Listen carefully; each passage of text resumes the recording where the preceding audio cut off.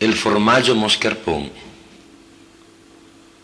Ancora a parlare de anni passai, de storie de fioi che adesso zenoni.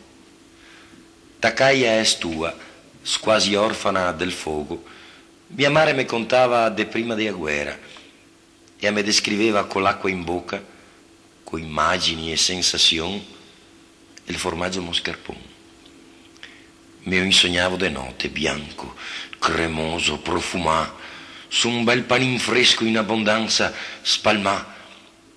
La guerra finia, pian pianeo setorà naranze, imoni, datteri, banane. Ma se sta sotto le feste, in via Garibaldi da Sbrissa, che su un gran piatto val spatoea, goioso, io ho visto. E il giorno di Pasqua, facendo auguri, son da a Mancete, dai parenti più siori. Tutti su un colpo, un pezzo da 5 da mio zio Tabacher, me tremava i man e il pensier.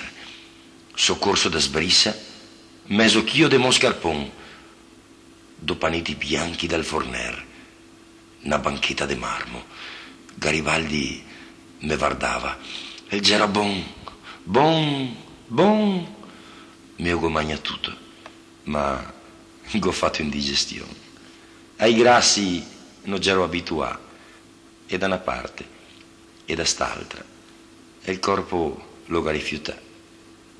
Ma se resta una nausea, e come vedo bianco, cremoso, spatoiato, mi si muove il corpo e torna in mente il passato.